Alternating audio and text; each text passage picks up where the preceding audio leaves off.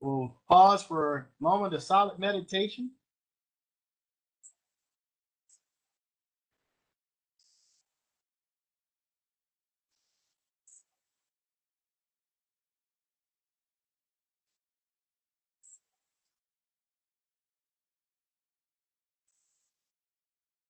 Thank you very much. I'll now call upon Councilman Crandall to lead us in the Pledge of Allegiance.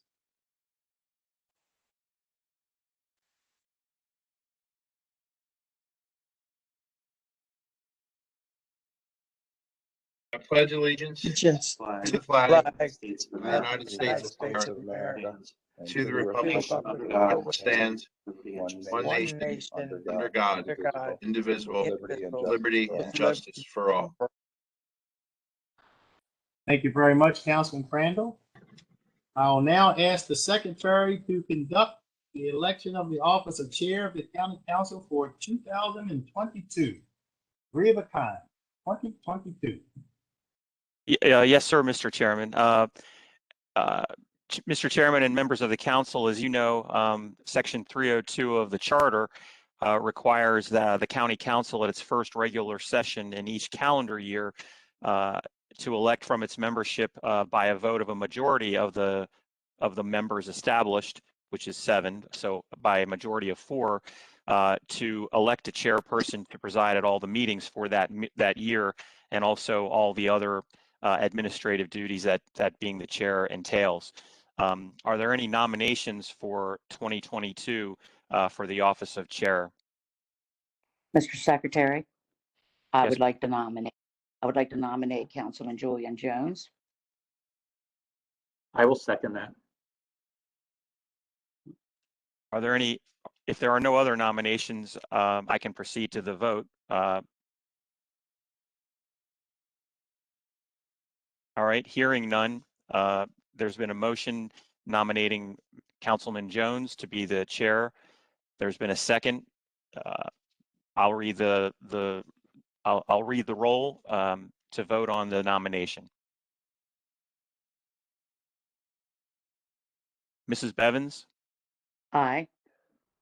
Mr. Marks, Aye. Mr. Quirk, Aye. Mr. Patoka,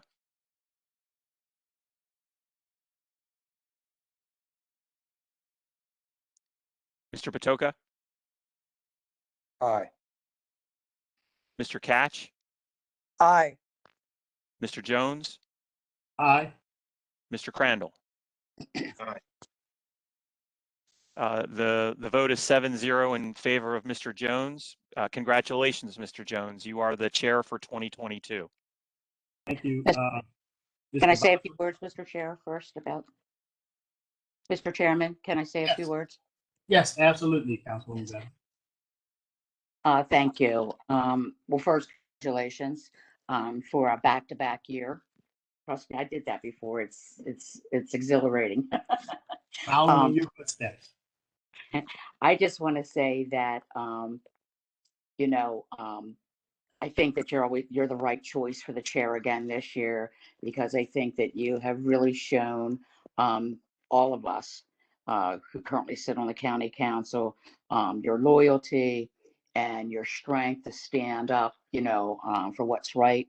You work very well with the administration, and when you don't and you disagree, that's okay too. You're certainly a gentleman, and I've been very proud to serve with you.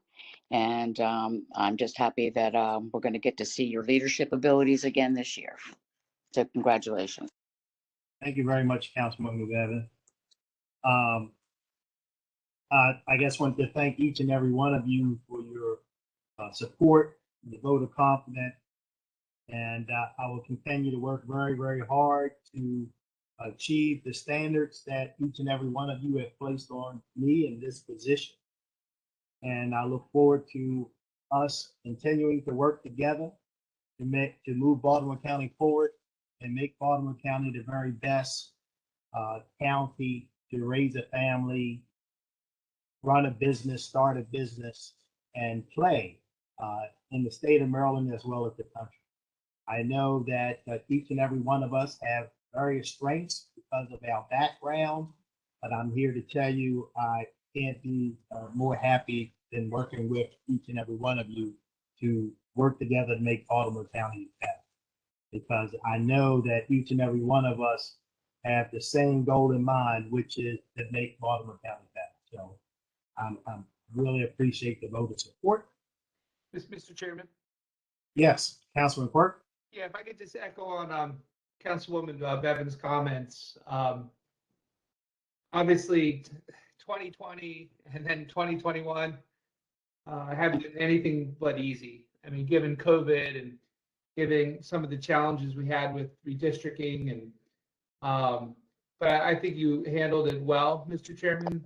And obviously, you and I haven't always agreed on everything. And sometimes we've disagreed very strongly. But I think the key thing is we kept communicating. You know, it wasn't like we haven't talked to each other in 3 years. We probably talked, I don't know, 3 times a day, whether it's texting or whether it's communication. And I think when you're a body of 7 people, and 7 council members is really not a lot of people. It's super, super important that you try to get along with everyone and you try to work well with everyone. And we sometimes very strongly disagree, all of us. But I think we try to keep it professional, and I think we try to not make it personal. But I think relationships really matter on this county council. They really, really matter, and they're deep. And you need that. You need the trust relationship to know that even when you disagree, well, at least you know where somebody stands. Like Chairman Jones, you've never said something and then later did differently. So I really do appreciate and respect that. And so I just want to congratulate you on your for this next year as chairman. And I just wanted to thank you for the work you've done on behalf of the citizens of the county. And it hasn't always been easy, but you stand strong, and I do respect that. So thank you very much. Thank you very much, Councilman Quirk. I really appreciate your partnership and your guidance. And, you know, you said it best. There are times when we all disagree, but the important thing is that we work it out and we know that we all want the best for Baltimore County. And each and every one of us make the sacrifices necessary to make Baltimore County. I really appreciate your kind words. It mean a lot to me. Your support has been a great deal to me, and I really appreciate it. Promise each and every one of you, I'll do my very best not to let you down. So, moving right along. Is there a motion to approve the journal for the meeting of December the 20th? I'll move it. Second. Been moved and seconded. All in favor? Aye. Aye. Ayes have it. The journal is approved. Enrollment of bills 98-21, 99-21, 100-21, 101-21, 102-21, and 104-21 were passed by the council, signed by the executive, and are hereby enrolled. Bill 103-21 was also passed by the council and hereby enrolled.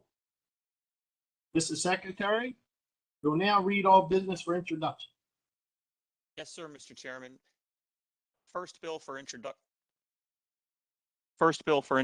this evening is Bill 1-22, Current Expense Budget, CARES Act Title VII Funding, and then Bill 2-22, Current Expense Budget, OAA American Rescue Plan. Okay. There are no bills for final reading and vote this evening. The council will now consider all fiscal matters. The secretary, first item, please. Mr. Chairman, the first fiscal matter this evening is fiscal matter 1, a lease, HB Northway Limited Partnership for 7 State Circle in Annapolis for office space through property management. Yes, Ms. Schindel? Good evening. Can you hear me, everyone? Absolutely, yes. Well, Happy New Year, Councilman, and to all of the members. I'm here tonight with you to ask for the administration is requesting an approval of an agreement with HB Norway Limited Partnership to lease an approximately 1,830 square feet of commercial condominium at 7 State Circle in Annapolis for office and meeting space for the county's Office of Government Affairs and other county personnel. The lease commenced on the date when the landlord delivers the premises, estimated by the Office of Law to be approximately January 4th of 2022, and continues for 10 years and 6 months through approximately June 30th of 2032, but not later than July 31st of 2032. And it may be renewed for 2 additional 5-year period. The estimated rent total is $726,546 for the initial 10 years and 6-month term, and $1,668.69 for the entire 20 years and 6-month term, including additional costs such as housekeeping and utilities, which is also on the county's responsibility. I want to let you know that this is not the first location that we looked at when, for those who may or may not know, we were at the same location down in Annapolis for about 30 years, and we were renting at 86 Circle. And unfortunately, the owner passed away and the family sold it, and we had to vacate because it was quite in poor shape. So we started looking in July of this past year, and we've looked at least 7 or 8 different properties. I do want to mention that the county was very fiscally responsible in not just choosing any location. Many of the locations we did look at were much larger, and we just did not consider that fiscally responsible when we did not need that size space. So this is where we've been able to negotiate. It is very close. It is on State Circle, which is very important. And I hopefully that you will consider this lease option for us. Thank you. Thank you, Ms. Shindle. And Mr. Chair. Yes, Councilman Kent. Yeah, Ms. Shindle, Happy New Year to you. Can you tell me where the building is? Okay. So not being very familiar with Annapolis, so please pardon my ignorance. It is actually on the actual State Circle. So it is 7 State Circle, which I'm told if you come out the back of the building, you're right there near the State House and it's within very easy walking distance. Any parking? No, sir. Parking did not come with it. Okay. Yeah, I basically know what you're talking about. I know we were at the other building for many, many years. And in fact, for all the 40 that I was in Annapolis, we were in the same building. So yeah, I'm sure the new one will work out just as well. So are you still, is the county still going to have the opening day party and the Sani Die party as well? Well, Councilman, I don't get invited to those, so I would not know. No. I never get the fun stuff, sir. That's sad. Okay. Well, I think the chairman of the county council needs to take care of that. I really do. That is just, yeah. Maybe I'll see you there. Okay. We'll make sure she gets an invite. I'm just curious, Ms. Shindle. I'm sure we did this, but I'm assuming we may have gotten like the first right of refusal on the other building. Did it make sense to purchase a building? I mean, somebody like me would rent because I don't have a lot of money, but Yeah. You're looking at a 30-year commitment. Right.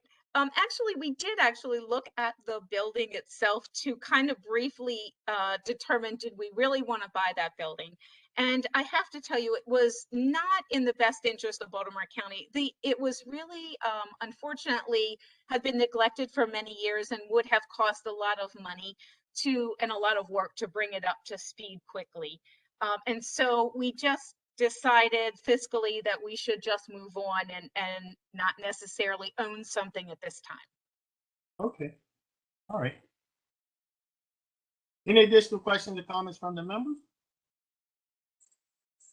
Just, Mr. Chair, to Councilman Catch's question, this is closer to, if you know where the Shaw Building is, the Shaw House, if you walk from the State House to the Shaw House and then walk towards, I think it's Francis Street.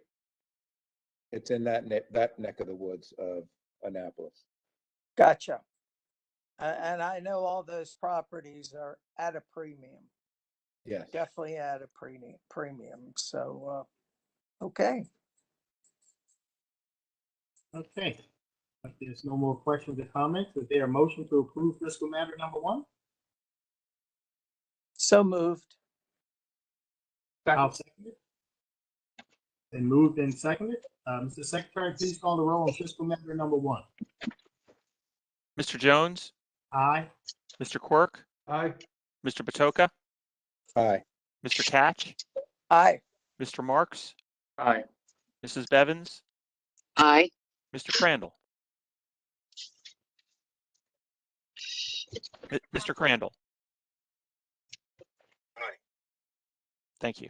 Mr. Bosworth, Yes. can I get clarification on that second?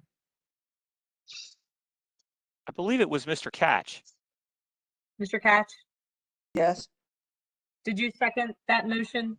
I'm sorry, my apologies. I I either seconded made it. the motion or seconded. I don't. Okay, I got that. Mr. Catch made the motion and Councilman Quirk seconded. Thank you so much. I'm sorry. I didn't get the second. My apologies. No problem. Mr. Thank you, Mr. Secretary, Chair. next item, please. Fiscal matter next, number Mr. 1 is approved. Next, Mr. Chairman, is fiscal matter 2. This is a contract with James Dinn, doing business as Studio Folis. This was for the creation of a public memorial, a COVID-19 memorial at Lake Roland Park through the Department of Economic and Workforce Development. Mr. Howie? Good evening, Mr. Chairman, members of the council, and Happy New Year. I think this fiscal matter is really appropriate, especially when you consider the conversation that the council had just prior to the meeting starting about the holidays and how different it was. I think it's a real recognition that we are still in the midst of this pandemic, and there's a lot of work to be done. But when you look at this fiscal matter, Mr. Chairman and members, you see that when we reach that 1-year mark of the COVID-19 pandemic, we wanted to look for ways to honor and commemorate the lives that were lost and to meaningfully create a space for all those who were impacted by COVID-19. After many discussions, we agreed that creating a public art memorial would provide our community a dedicated place to gather, organize their thoughts, pay their respects, and really have a safe space to provide comfort. To kick off this endeavor, we did not do this in-house by ourselves. We turned to the experts, and that's the Maryland State Arts Council. The council ensured that our endeavor followed industry best practices. This included the creation of a transparent and engaging process from start to finish. Under the guidance of the council and in partnership with the Baltimore County Arts Guild, we hosted multiple listening sessions with the community. In these sessions, we heard repetitive themes from our community members, and these themes eventually provided the foundation for the project to create an art project that would be reflective, meditative, provide peace, and utilize natural materials. After deciding the goals of the art installation and the location, which will be Lake Roland, a space that is accessible near walking and biking paths and open spaces, it was time to commence a national search for an artist. We brought in more than 70 proposals from around the country that wanted to create Baltimore County's first public art project. As we continue to follow these best practices, we assembled a diverse panel that represented different channels of the county's art community. to judge these submissions. This panel narrowed down the proposals to 3 semifinalists that were selected to present their plans in person at Lake Roland. The pool of semifinalists included artists from California, Baltimore, and New York. As you heard at the outset, the panel suggested artist James Den from Studio Folia in California.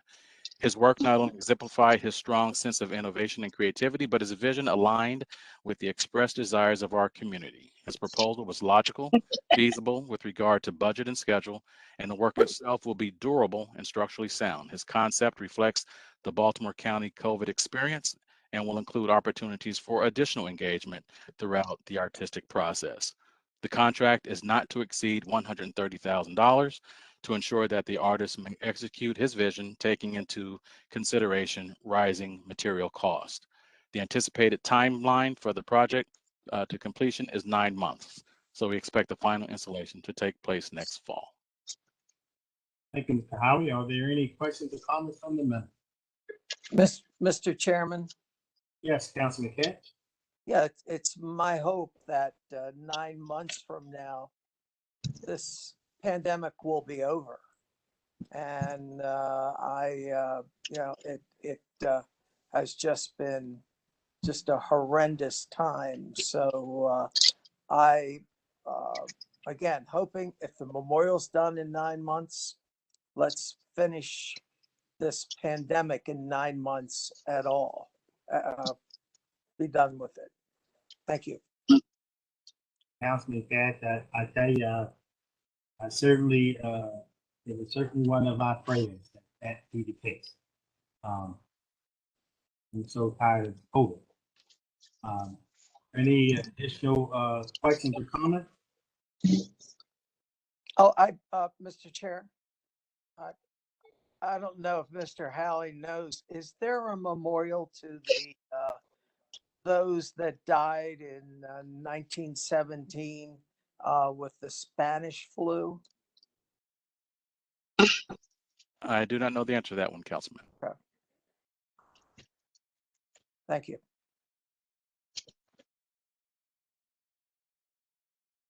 Any additional questions or comments?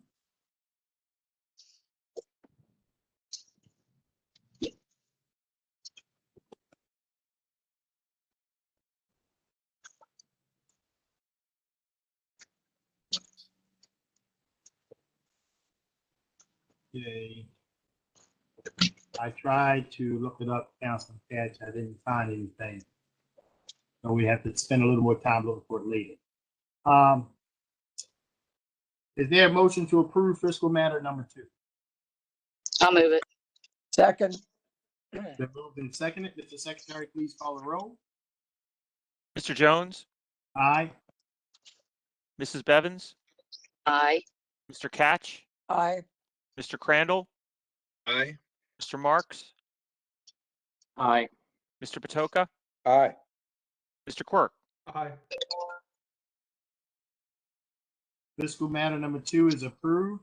Mr. Secretary, next item, please. Mr. Chairman, next is fiscal matter 3. This is a contract with Dewberry Engineers Incorporated for on-call potable water pipeline design services through the Department of Public Works and Transportation. Yes, Mr. Flagg. Good evening, councilmen and honorable members of the council.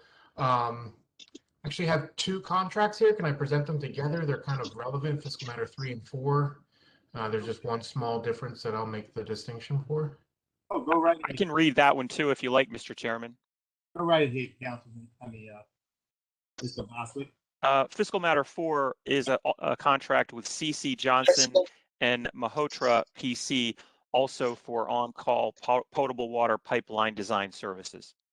Okay, we'll do 1 explanation, 2 votes. Yes, sir. Go right ahead, Mr. Flagg. Thank you, Chairman Jones. The administration is requesting approval of 2 contracts to provide on-call portable water pipeline design services for various projects throughout the Baltimore Metropolitan Water System. Dewberry Engineers, Inc. for fiscal matter 3 will provide services for tier 2 projects, which are projects that typically exceed $300,000. And CC Johnson and Mahotra PC which is for fiscal matter 4, will provide services for tier 1 projects, which typically cost between $50,000 to $300,000. Each of the contracts will commence upon council approval and will continue for an initial term of 4 years with option to renew periods for 2 years each. And each contract provides that the agreement shall remain in effect until the earlier of the date upon which the required services are completed or the agreement is terminated. Contracts do not specify a maximum compensation for the initial 4-year term. However, compensation may not exceed $4 million for the Dewberry Engineers, Inc. contract and $2 million for the CC Johnson and Mahatra PC contract for the entire 8-year term, including the option to renew periods. Both of these contracts were competitively bid based on best qualified and best most experience, and both firms were selected through a professional service selection committee from July 28th of 2021. Both contracts also have MBE WBE requirements of 20%. And with that, I conclude my testimony. Thank you very much, Mr. Flagg. Are there any questions or comments on fiscal matters 3 or 4?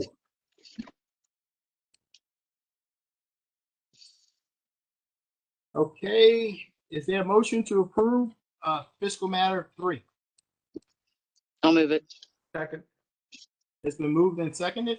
Mr. Secretary, please call the roll on fiscal matter 3. Mr. Jones, Aye. Mrs. Bevins, Aye. Mr. Quirk, Aye. Mr. Patoka, Aye. Mr. Crandall, Aye. Mr. Marks, Aye. Mr. Catch. Aye. The ayes have it. Fiscal matter number 3 is approved. Is there a motion to approve fiscal matter number 4? So moved. Second. Been moved and seconded. Mr. Secretary, please call the roll on fiscal matter number 4. Mr. Jones, Aye. Mr. Catch, Aye. Mr. Quirk, Aye. Mr. Patoka, Aye. Mr. Marks, Aye. Mr. Crandall, Aye. Mrs. Bevins. Aye. Ayes have it. Fiscal matter number 4 is approved. Mr. Secretary, next item, please. Next, Mr. Chairman, is fiscal matter number 5. This is a contract with Beveridge and Diamond PC for legal services through the Office of Law. Yes, Mr. Benjamin. Good evening, Mr. Chair, council members, and Happy New Year. The county initially entered into a contract with Beveridge and Diamond PC on July 28th, 2021 for an amount not to exceed $25,000 to provide legal consulting services regarding an investigation by the Environmental Protection Agency, the EPA, concerning potential violations of the Resource Conservation and Recovery Act, that's RCRA, at the police department's outdoor firing range located at the 2001 Delaney Valley Road in Lutherville, Maryland. And just to be clear, RCRA is the principal federal law in the United States governing the disposal of solid waste and hazardous waste. The EPA has recently issued a notice of potential violation of RCRA. The Office of Law currently does not have in-house attorneys with the requisite subject matter expertise in this complex area of environmental law. As such, it was determined that it was in the best interest of the county to have Beveridge and Diamond provide consulting services and advice as to the scope of potential claims and or litigation which may arise, along with legal strategies for the development of viable defenses to any claims and or litigation. The cost of consulting services could now possibly exceed $25,000. Accordingly, the council approval is being sought for expenditures up to an additional $25,000 in the event they're necessary. Thank you. Thank you, Mr. Benjamin. Any questions or comments from the members? Is there a motion to approve fiscal matter number 5? So moved. I'll move it. Is there a second? Second. It's been moved and seconded. Mr. Secretary, please call the roll on fiscal matter number 5. Mr. Jones, Aye. Mrs. Bevins, Aye. Mr. Catch, Aye. Mr. Marks, Aye. Mr. Quirk, Aye. Mr. Crandall, Aye. Mr. Patoka. Aye. Guys have it, fiscal matter number 5 is approved. Next item, Mr. Secretary. Next, Mr. Chairman, is fiscal matter number 6. This is also a contract for legal services through the Office of Law with the McGuire Woods LLP firm. Mr. Benjamin. Good evening again, Mr. Chair, members of the council. This concerns council approval of a contract with McGuire Woods LLP to serve as counsel for the county and the council members with respect to litigation that is currently pending before the U.S. District Court for the District Court of Maryland over the council's recently approved redistricting map. The contract commences upon council approval and will be for a 1-year term with the option to renew as necessary. A compensation may not exceed $850,000. The Office of Law requested that the proposed contract be designated as a non-competitive 902F award secured in the best interest of the county because of the contractor's experience in handling redistricting matters. The contractor's attorneys bring an interdisciplinary approach with a focus on addressing multifaceted concerns in a cost-effective way. As a result, through the firm's experience and resources, its attorneys are able to expertly navigate complex issues and offer legal advice in a thorough, efficient manner. It should be noted that the Office of Law currently does not have available in-house attorneys with the requisite subject matter expertise to handle this complex legal matter. In addition, the complaint filed by plaintiffs seeks declaratory and injunctive relief, and a response must be filed within 21 days, so there is not sufficient time to initiate a competitive procurement process. Thank you. Thank you, Mr. Benjamin. Are there any questions or comments from the member? I'll move it, Mr. Chair. It's been moved. Is there a second? I'll second it. Mr. Secretary, please call the roll on fiscal matter number 6. Mr. Jones, Aye. Mr. Quirk, Aye. Mr. Patoka, Aye. Mr. Catch, Aye. Mr. Marks, Aye. Mrs. Bevins, Aye. Mr. Crandall. Aye. Ayes have it. Fiscal matter number 6 is approved. Mr. Secretary, next item, please. Next, Mr. Chairman, is Resolution 1-22 for the council's consideration to whether or not to approve the continuation of the state of emergency declared by the county executive last Monday. That is Resolution 1-22. Mr. Benjamin. Good evening, Mr. Chair, members of the council. The administration is requesting passage of Resolution 1-22 by the County Council, approving the continuation of a state of emergency declared by the county executive on December 27, 2021 through Executive Order number 2021-28. The Director of Emergency Management for Baltimore County and the local health officer have determined that COVID-19, a respiratory disease that spreads easily from person to person and may result in serious illness or death, is a public health and public safety emergency. A declaration of state of emergency was declared by the county executive initially on March 13, 2020 through Executive Order 2020-2, which expired on July 9th, 2021. A declaration of state of emergency was declared by the county executive on August 23rd, 2021, and that expired on November 3rd, 2021. A public health crisis remains within the jurisdiction of Baltimore County, and there continues to be significant community transmission of the COVID-19 virus and its variants.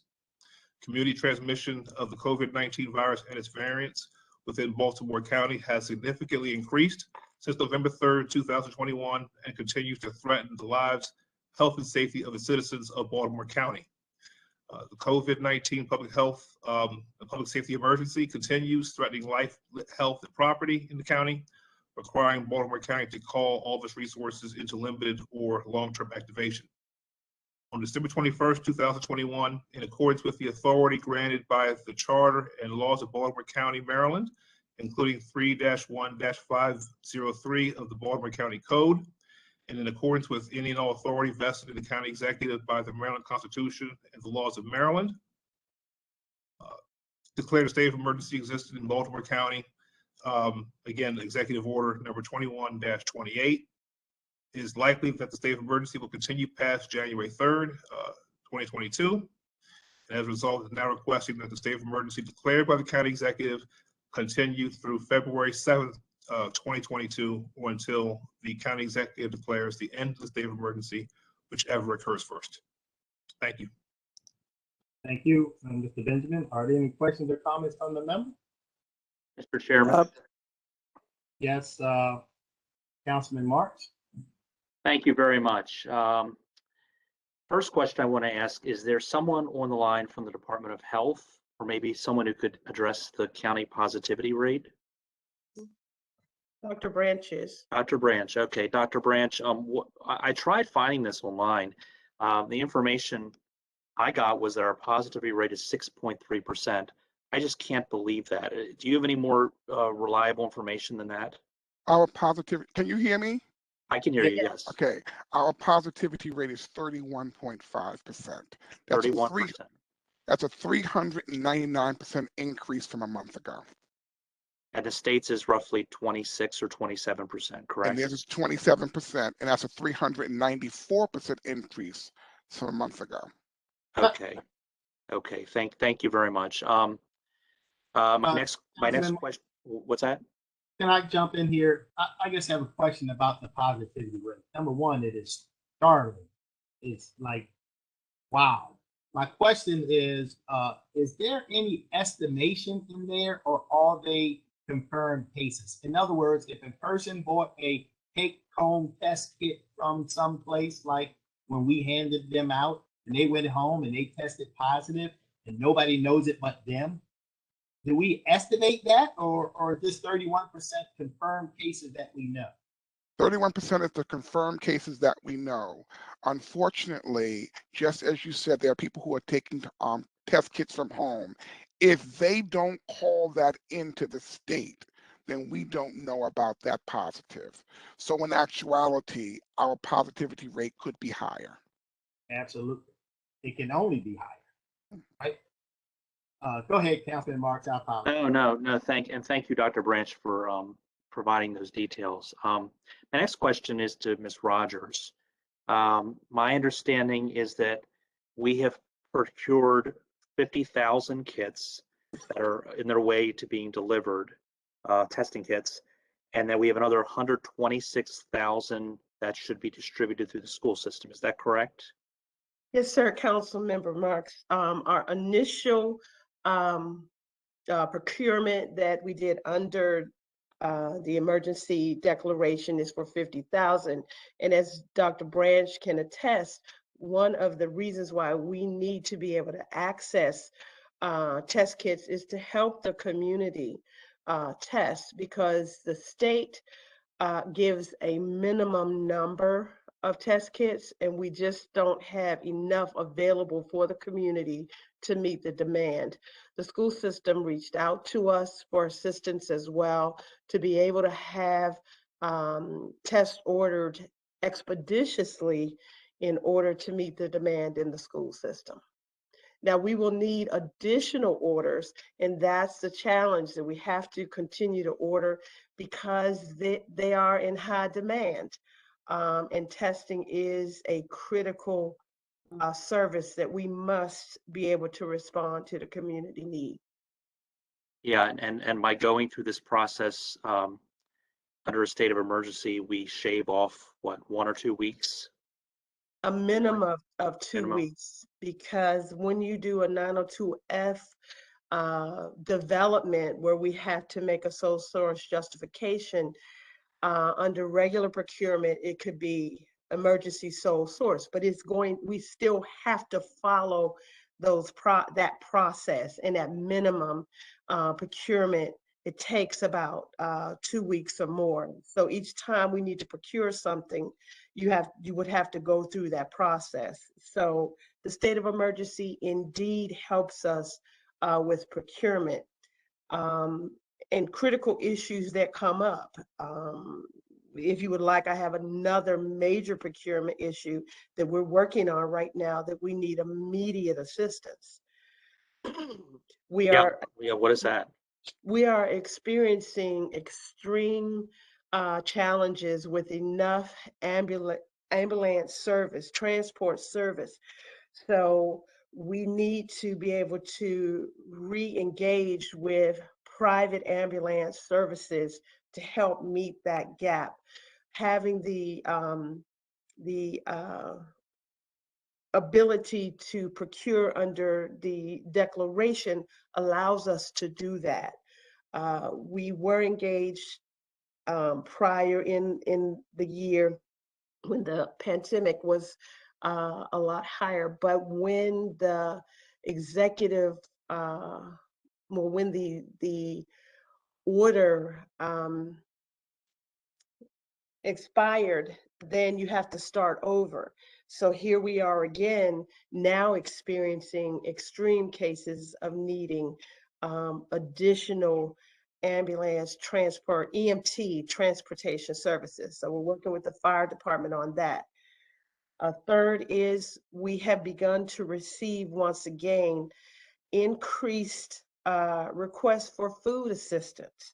So we again have to go back and re-engage with entities to be able to quickly procure food assistance for the members of the community. The emergency procurements allow us to do that expeditiously. Okay. So thank you very much, Ms. Rogers. Look, I don't like these states of emergency. I voted against the last two. When I voted against the one in the fall, I said I was voting on the metrics. The metrics show a compelling story. To go up 6 times above what you were in September is absolutely alarming. I represent 3 of Baltimore County's leading medical institutions. I represent Sheppard Pratt, GBMC, and St. Joseph's. I toured GBMC last Tuesday. I spoke to the president of St. Joseph last night. And here's what he told me. And he said I could repeat this. They are canceling elective surgeries. Their staffing ratios are at a crisis level. And people are going to the emergency room to get tested because they can't procure those testing kits. He did express some optimism based on what's happened in Africa, that this may play out in 3 or 4 weeks. But as of right now, we have a serious public health emergency.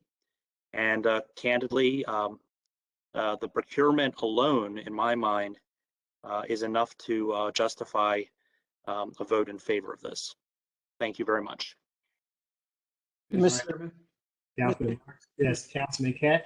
Yeah, thank you, Mr. Chairman. Dr. Branch, with the mask mandate, I've heard from a number of sources that the cloth ones are not effective. Can you please let us know what the most updated information is on cloth masks? So what we said initially was that you could wear cloth masks, and having a cloth mask is better than having no mask. But because the Omicron variant is so transmittable, at this particular time, we are recommending that folks would actually wear the N or the KN95 masks. So if you're going to wear a mask, and if you have access to a KN95 mask, you should wear that because the Omicron variant is so transmissible. The order from the county executive, does it regarding the use of masks in business, etc., does it specify what kind of masks or just masks in general? We actually don't specify that you have to wear a particular mask. We do recommend the KN95, but we're not saying that you have to wear that type of a mask. So the cloth masks, you think, or evidence shows that to wear a cloth mask is better than wearing no mask? We've proven that in Baltimore County. We know that the last time we had a masking mandate, that our transmission rates have gone down significantly. That happened in Baltimore County, that happened in the state of Maryland, and that happened in our countries and other countries. It is a firm fact, clear, evidence-based, that masking does decrease the transmissibility of the COVID-19 virus. Thank you. Mr. Chairman. Thank you, Councilman Fitch. Yes. Yeah, Mr. Chairman, thank you. Yes. And I do want to acknowledge Councilman Marks' statement. Councilman Marks and I both, I know, recently talked to the president of Northwest Hospital at length, Craig Carmichael. Recently, I sat on the video with the president of GBMC, and Liz Irwin had pointed out originally about at least a couple of days ago, 12 ICU patients for COVID. Unfortunately, all of them were non-vaccinated.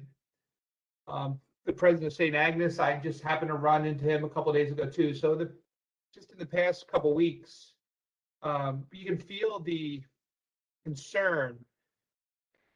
I wouldn't say desperation, but real concern from presidents of hospitals feeling really overrun by Omicron and completely the nurses and the doctors 100% exhausted already, and already very thinly staffed even before COVID.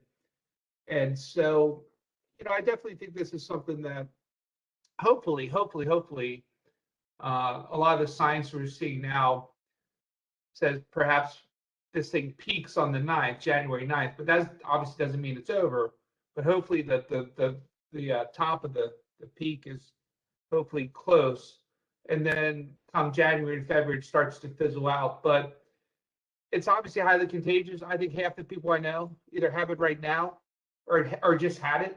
Like it's unbelievable how quick people are getting this.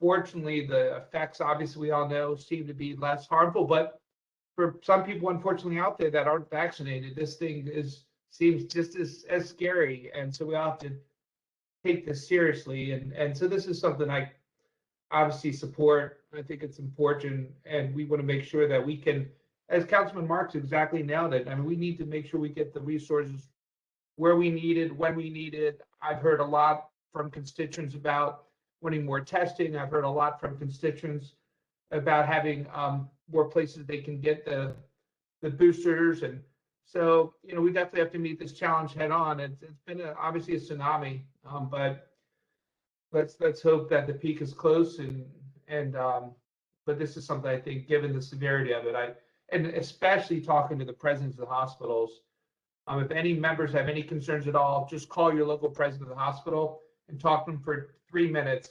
And I think that would alleviate any concerns, because this is real. And there's a lot of concern, especially from the presidents and the nurses and the doctors and the people that are standing, thankfully, on the front line dealing with this huge surge. So thank you, Mr. Chairman. So if I may say something, Mr. Chairman, I just would like to say that as the health officer, I get the opportunity to meet with the hospitals, and I will say to you that the hospital leadership have come to me as the health officer and to the county, and they have sounded the alarm.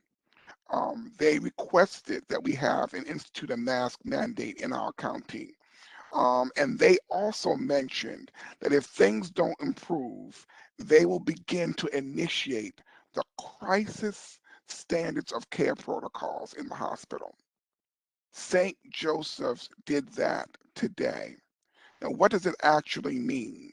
That means that they will have a substantial change in the usual healthcare operations and the level of care it is possible to deliver in a pervasive set of circumstances like a pandemic. So what does that actually mean, and what does that look like? We are in a crisis point, and if you need emergency medical care for like a heart attack, pulmonary embolism, or a stroke, or any other major illness, what I'm going to say to you at this point now is, God help you. our human resources are limited in the hospitals. It does not matter if you have 1,000 extra hospital beds. If you don't have the clinical staff to man them, then we are in a crisis. Ladies and gentlemen, right now we only have 12 ICU beds available in Baltimore County. Only 12 ICU beds. And that's for not only COVID patients, that's for any heart attack victims, stroke victims, pneumonia, pulmonary embolism, for any other major health issue. There's only 12. We are in crisis. Houston, we have a problem. Mr. Chair, Yes. thank you. I'm hearing, thank you, Dr. Branch, for those comments. I'm hearing anecdotally from EMTs and firefighters, both on the volunteer and career side, that certainly they're being overtaxed in terms of transport. I've also been made aware, and just want to share with you, and I think I'm going to say something you already know. And again, this is anecdotal, that part of it is public education, that people are using emergency transport when it's not necessary. So for example, I'm told that someone believes they have COVID, they call 911 and say, I need to be transported to a hospital. And they're using emergency care for primary medical care. And that's what I'm hearing. And what was suggested to me by members of that community is that we could, if we were able to do some public information program to keep people to kind of I don't know, it's not to stay in place during the issues that you might be having. And even my son had a cough and he was tested negative, but we used telehealth with our primary care physician to address that. And I'm asking, is that anecdotal? Is it true? If it's true, can we address it through stronger public education efforts? And then I have one other question, but I'll stop and ask you and Ms. Rott and Madam CAO to address that. So I can kind of start off and address that. You know, we've always had issues with some people who may use the 911 system inappropriately. But at this particular time, what we got to understand is that the symptoms that people have because of COVID, once they are evaluated, it may be determined that it wasn't an emergency. But while they are experiencing those symptoms, it is an emergency to that person, because a person could have chest pain and shortness of breath and things like that. And we tell people, if you're having those types of symptoms, you must go to the emergency room. Our emergency room system is overwhelmed. We've got the ambulance drivers driving a patient in and having to wait around in the emergency room for hours because the hospital is not able to transfer that patient from the ambulance into the emergency room because they don't have the staff and the beds. So that's where the major issues are. I think that we can always put more information out there. And I agree with you, Councilman, but I get a little concerned because some of my patients who are having chest pain and shortness of breath and those emergent type issues, those life and death issues, will tend to stay home. And I don't want them to do that, because if you're having a heart attack, if you're having a stroke, that means that you've got to get to the emergency room. And I don't want those people not going. So at this point now, This is why we're in a state of emergency at this time now, because we've got a system at this point now that's overwhelmed because of COVID. Thank you. That's good information. And then the only other concern I had is, I know that we've stood up testing centers throughout the county, and would ask that if it's possible to stand up one in the 2nd district. An operator reached out to our team just the other day. There was a testing center that was stood up at the Baltimore City Public Safety Center a few days ago, and a similar operator contacted our office, and I'll refer him to the appropriate person, Dr. Branch, that they have the resources to stand up a center if we can find an additional center, if we can find a location. I would just say forward me the information so we can look into it. Okay, thank you. Okay, but I do want to let you know that we in the Department of Health are standing up additional testing sites, and we're actually expanding our testing sites that we currently have. Thank you. Mr. Chairman. Yes, Councilman Kent. Yes, Dr. Branch and Ms. Rogers, one or the other, or both. With the passage of these emergency powers, what will we be able to do as a county that we couldn't do if we didn't pass the emergency powers tonight?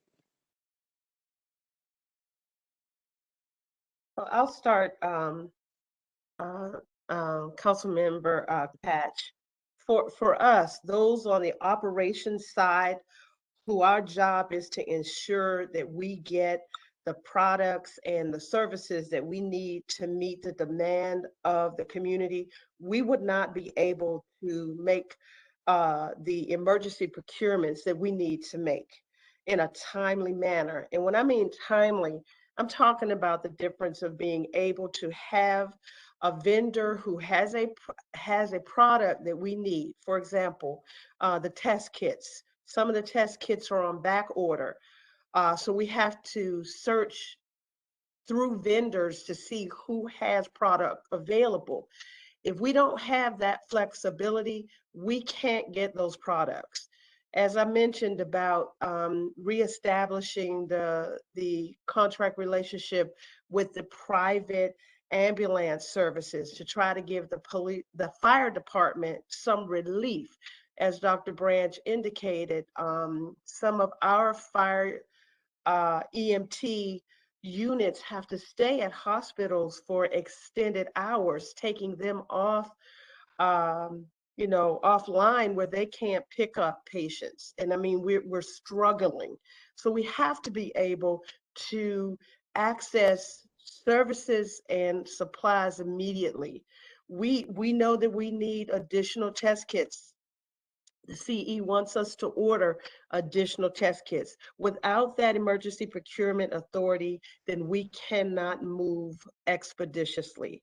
That's just a matter of fact, because then we have to follow the regular procurement process, which takes us longer. And we're in crisis. So that's from my perspective. Can you tell me what the time factor is that you're referring to? Several weeks. For example, the initial kits that we test kits, the initial 50,000 that we could get and order last week, we're waiting for them to come now. If we had to wait, we wouldn't even have an order in. We have to do the research. The 126,000 test kits that the school system needs. We're currently searching for KN95 small, extra small masks for small children. That's the issue that we're working on. The food increase, the demand for food. We have to re-engage to purchase non-perishable food to meet the demand. We don't have the ability to move quickly to do that.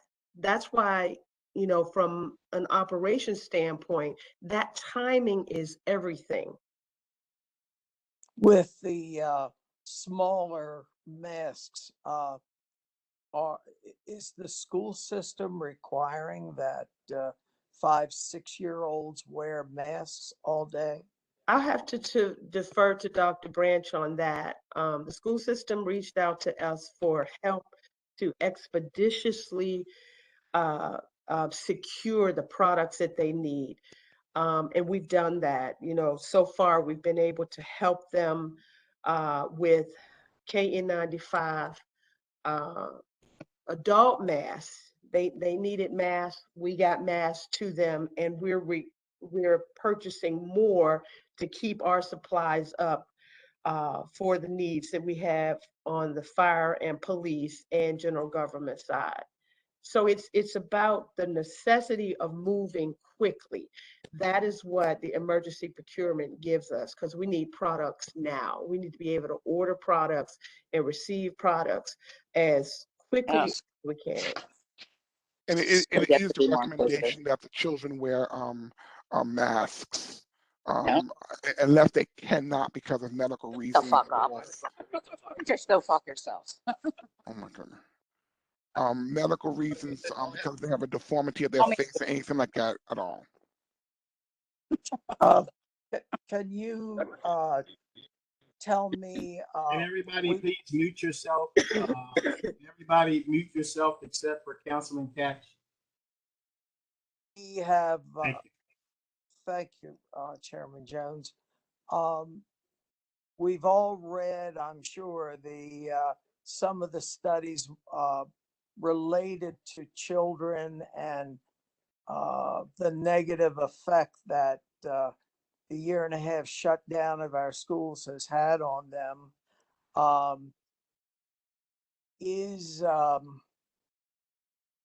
So we are mandating that our students wear masks in school all day, even the 5-year-olds. Is that the case?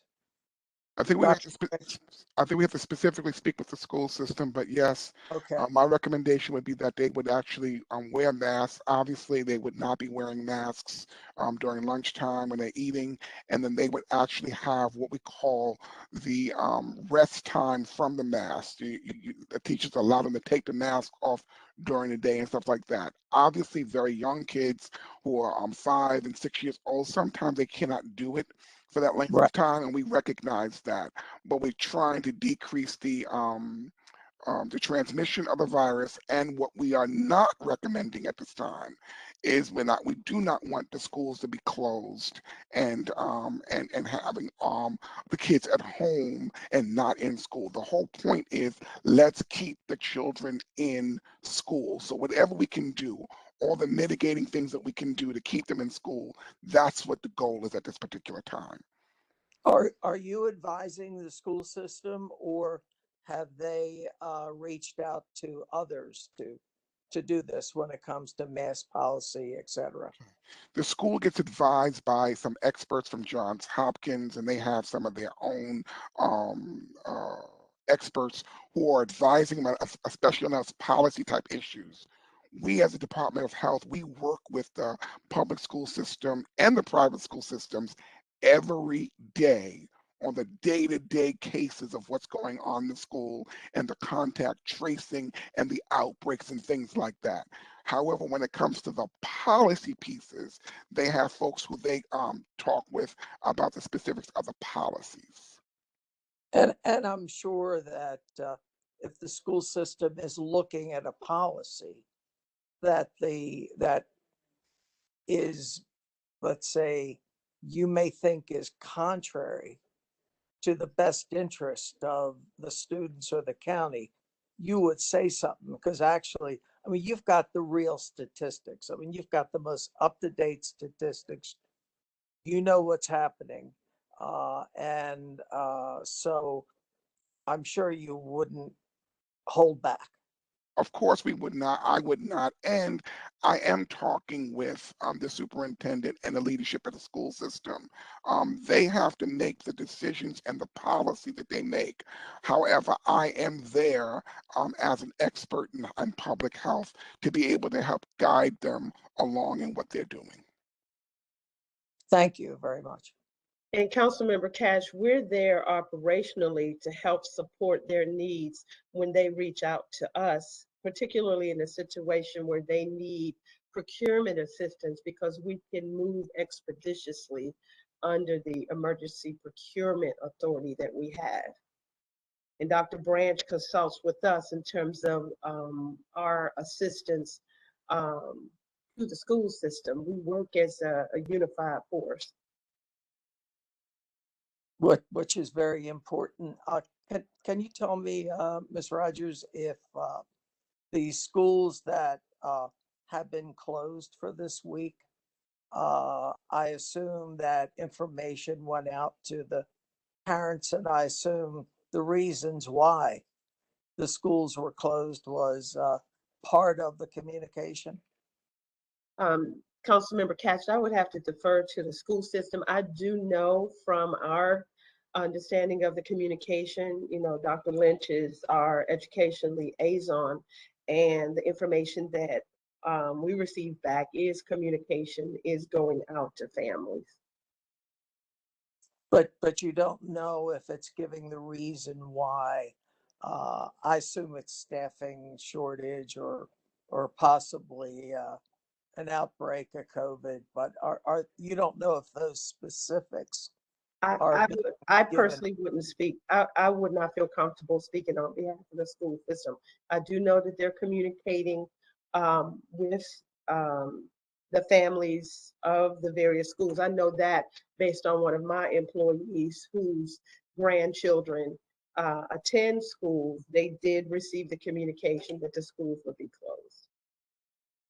But I don't want to speak on behalf of the school as to the degree and specificity of why the school was closed. I'm not in a position to do that. Yeah, I would hope that the school system would be letting families know why the schools are being closed.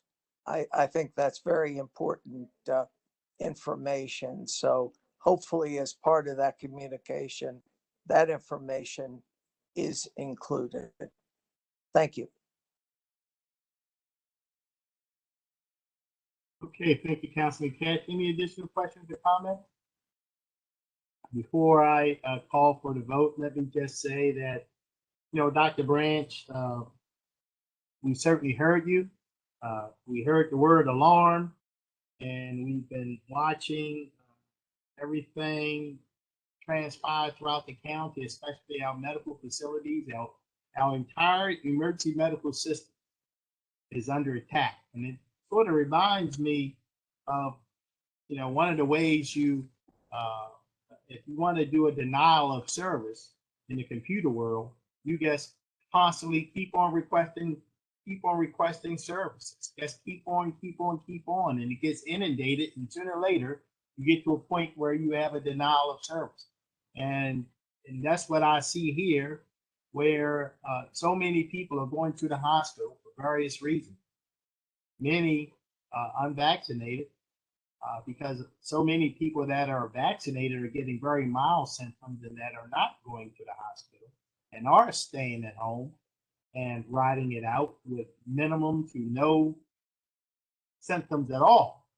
But it's scary when we think about that the hospitals are basically saying that if this continues, they're going to have to take other measures, what I would imagine, which is sort of like a triage in terms of, I'm not going to say refusing care, but maybe triaging it and moving it to a level that you can, you know, move on to the next patient.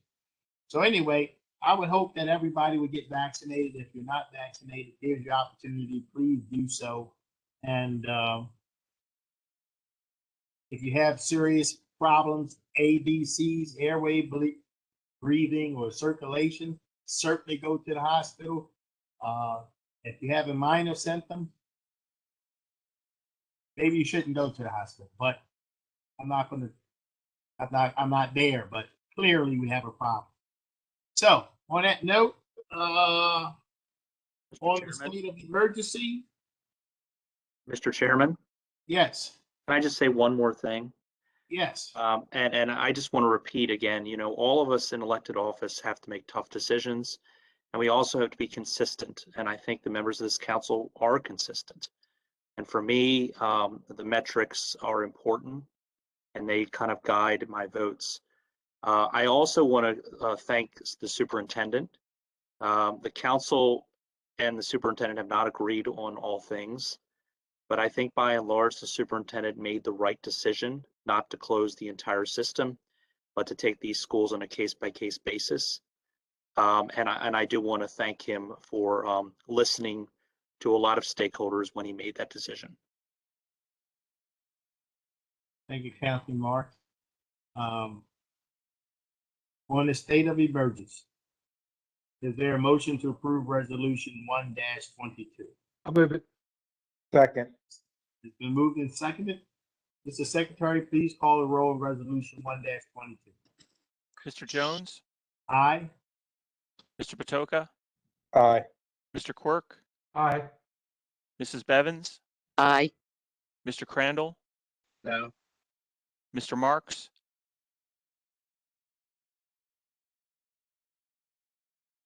Aye. Mr. Catch. Aye. The ayes have it. We will extend the state of emergency. Mr. Secretary, next item, please. Mr. Chair, before you go on, can I just say on behalf of the administration that we sincerely thank you for helping us to be able to continue serve the citizens of Baltimore County with the services and supplies that they need. Thank you. Thank you, Ms. Rogers. I mean, clearly we are in the middle of a, pandemic and we're spiking again. And I think that's clear to everybody. We have some serious problems and we want to make sure that you and Dr. Branch make sure that Baltimore County is doing everything in its power to try to mitigate this emergency. And now is not the time to hold back. So you need to throw all the resources you can at the problem. So, Mr. Secretary, next item, please. Mr. Chairman, next is Resolution 2-22. This is a resolution to approve the county's contribution for the purchase of certain development rights in the county. This is for introduction only this evening. Thank you. Is there a motion to adjourn the meeting? So moved. Second. All in favor?